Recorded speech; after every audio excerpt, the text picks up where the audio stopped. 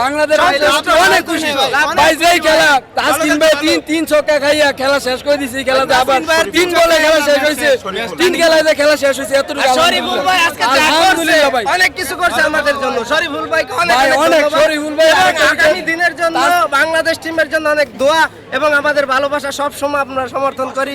মুস্তাফিজের ভাই, আমরা থাকবো মুস্তাফিজের এই ক্যাচটা আর ওই যে মেহেদী মিরাজ নাকি ক্যাচটা মিস করছে, শেখ মেহেদী ভাই একেবারে ভাই একটা ক্যাচ হইলে খেলা জিততাম।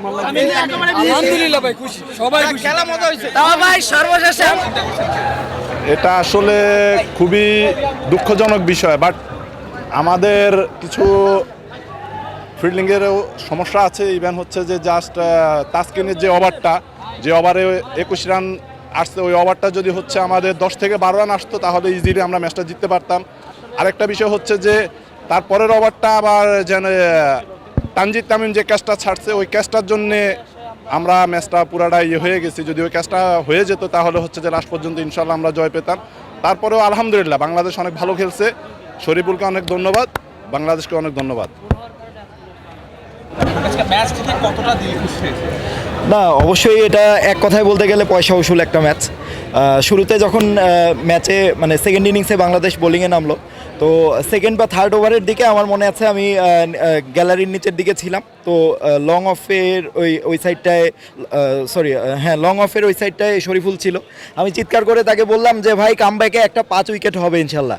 তো সে হাত দিয়ে আমাকে একটা মানে ইশারা দিল, চেষ্টা করবে ইনশাল্লাহ এই ধরনের কিছু একটা আমার খুবই ভালো লাগলো যে সে কামব্যাক ম্যাচে এই ধরনের একটা পারফরমেন্স আমাদের দেখালো।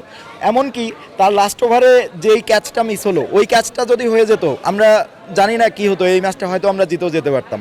তো যাই হোক, এটা মানে খুবই ভালো একটা ম্যাচ ছিল। এরকম একটা ম্যাচ মাঠে বসে দেখা সত্যি অনেক সুন্দর একটা এক্সপিরিয়েন্স।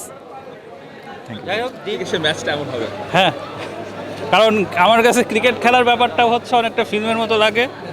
তো এরকম ম্যাচ অনেক দেখছি যে ওই শেষ মুহূর্তে গিয়ে ম্যাচটা জমে যায়। সো এটা আমার সাথে আমার বন্ধু ফুয়াদ ভাই ছিল, উনি বলতেছিল 1 উইকেটে জিতবে। তো আমি বলতেছিলাম যে মিনিমাম 7-8 উইকেট পড়বে। সো এটা অ্যাজ এক্সপেক্টেড। শরীফুলের বোলিং নিয়ে কি বলবেন?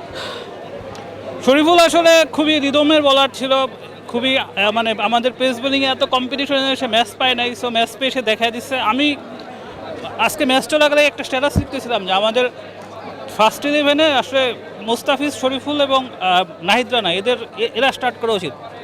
তাসকিনের ফিল্ডিং খুবই বাজে, ফিটনেস খুবই বাজে। তাসকিনকে আসলে গ্যাপ দিয়ে খেলা উচিত, তাসকিনকে রেগুলার খেলানো উচিত না। সো আমার মধ্যে শরীফুলকে রেগুলার খেলানো উচিত।